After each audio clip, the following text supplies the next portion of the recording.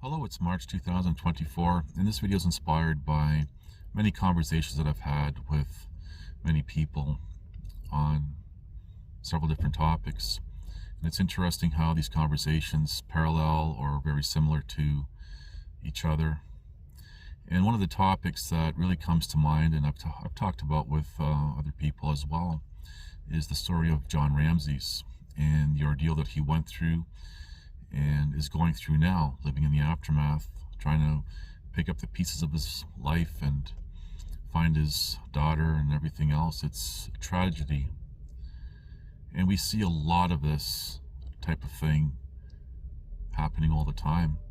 And with his story, he lost a lot. Not only did he go to prison for 6.5 years based on a false allegation, but he doesn't get to see his daughter. And as I said before, there's other stories like with this guy named Andy trying to see his daughter, and countless of stories like that. Now with John's story, there's a false accusation and how he got railroaded in the courts and everything else.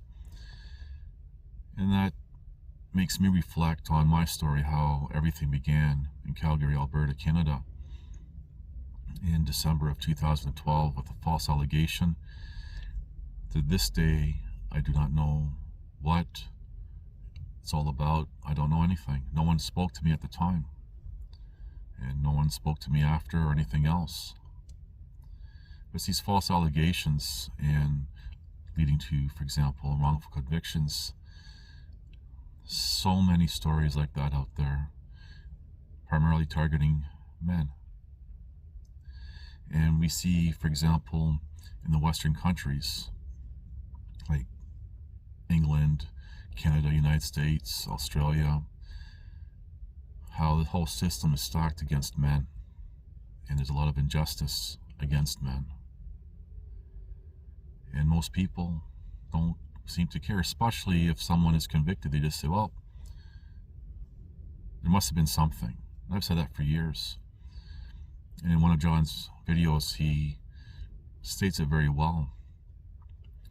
It said that where there's smoke, there's fire. And that being true, however, many times there's an arsonist behind it. That being, say, for example, a false accuser. And that just brilliantly said.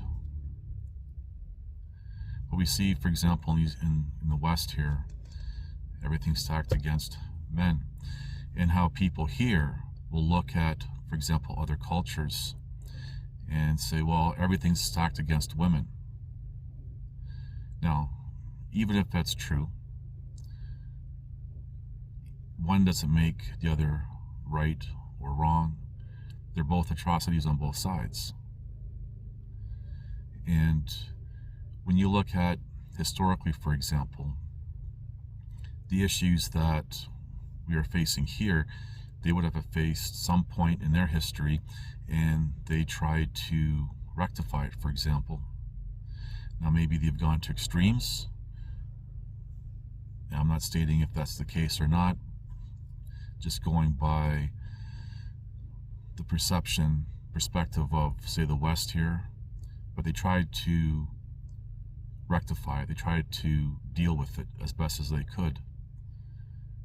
And when you see, for example, how things are being stacked against men in the Western countries with gossip, false accusations, whether these false accusations women will eventually believe that they're true or not. The point is, these things happen. So in some cultures, for example, they try to say that you need 2 women, for example, to testify against a man. And people here are like, oh, that's terrible, but perhaps there's a reason. Because women are more emotional, for example. But even in those countries, it's not easy, because when a man is found guilty of an accusation, I remember in the early 2000s seeing videos, and you can't unsee this. And this was at the time when the internet being the world's largest library of information, good information, bad information, there was nothing being restricted. Information was out there, and there were videos of men in these cultures in public having the tip of their manhood cut off in public. And I remember this one video, and you can't unsee it, where the accuser was happy. The camera had panned to the accuser, this female, and her face was covered and everything else, but you could see in her eyes just the joy. And another woman sitting a little bit away from her just put her head down in tears. Probably the wife, who knows. And this poor man had his manhood, the head of his manhood, cut off in public. Now, feminists here might say, well, that's great, you know, whatever, I don't care about your hate. The point is, in a system where the West would consider being very unfair towards women, they're also very extreme for any punishments against a man who is found guilty of an allegation. Am I condoning it? Am I saying it's bad? I'm not saying either way. I'm just stating the facts as they are. This is the world that we live in. And a lot of these things allegedly are founded on belief systems and religions. And I've highlighted all this, especially over the past several months, highlighting the different religions and not taking a side on any. And they hide behind religions, and we see, for example, wars happening in the world today under the deception of religion. And we see atrocities on all sides, not just one. There's no innocent anyone in these things. Wars are happening not because of the Most High, but because people are hiding behind it under the guise of the Most High and religion and everything else. And we see in the West here falling apart through what's called migration. It's not helping the Western countries at all. But there's a reason for all this. People, the commoner, so many people, even content creators are saying, well, you know, this is, they don't understand what's going on because they refuse to see the bigger picture, or they can't see the bigger picture, that all this is being constructed for a reason. This civilization, we're in the last stage of it, and this civilization is going to fall, and all these things are being allowed to happen, including wars under the guise of religion. And there's wars that are happening in Central Eastern Europe, nothing to do with religion, and how the propaganda in the West is vilifying the major superpower country as the villain in all this. People are just soaking it all up. Now, I'm not condoning war or picking any sides. I'm just simply stating things as they are. But we see the Western civilization just falling apart. And it's going to happen more and more by design.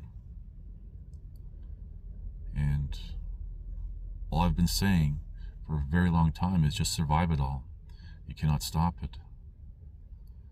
And we see tyranny and injustice on individual basis, for example, with false allegations and wrongful convictions, all the way up to the world stage.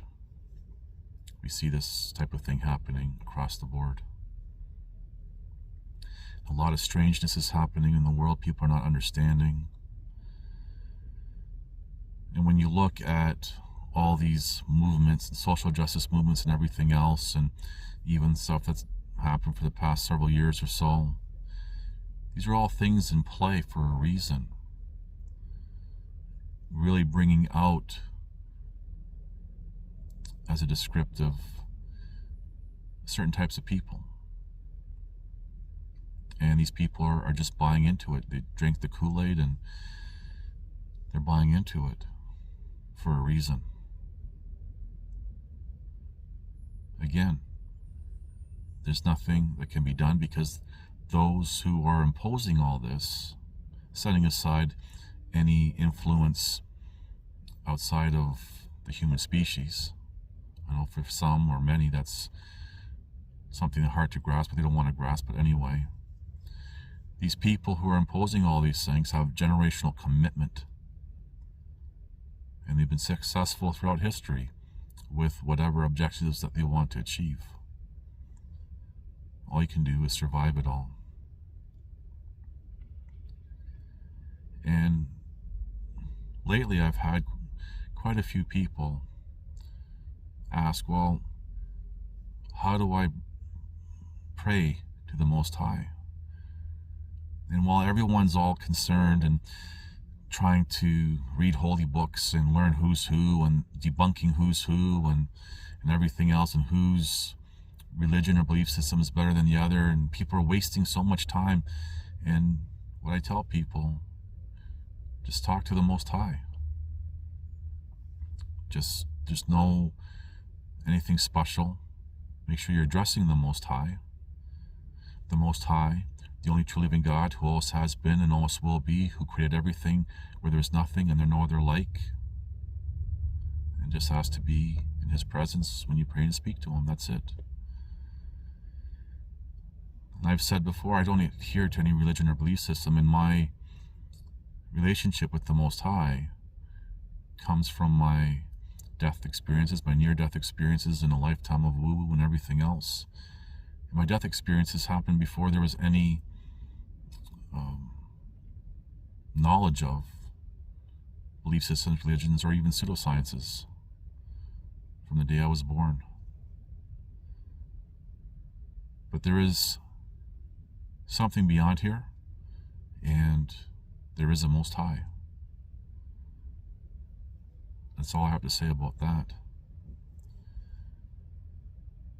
And when you were talking about the religion and everything that's going on in the world, and you know, people are even talking about chemtrails, and I remember 20 some odd years ago people denying it. That's, you know, crazy talk. But now it's, you know, oh yeah, it's mainstream talk. Everyone, even government officials or whoever, they mention it. People are distracted with that. Well, why is that going on? What's going on with all that? It's almost like it's a form of terraforming. Something to think about. So these are the things that I just really wanted to address about how the world is, inspired by conversations that I've had with people. And if you want to show support, you want to stop injustice and tyranny, it happens on the individual level first.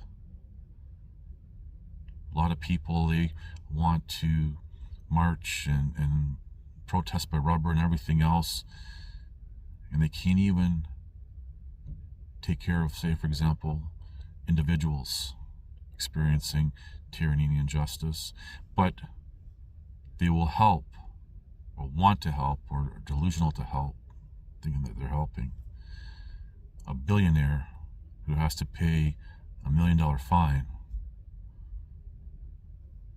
These people don't realize that they're trying to help somebody who really doesn't care about them. I'm not saying anything for or against, for example, this individual or anyone else. I'm not at all. I want to be very clear about that. I'm pointing or directing people to realize that what they're doing, the commoner. Anyway, just things to think about. Anyway, thank you for watching. Please like, subscribe, comment, and share.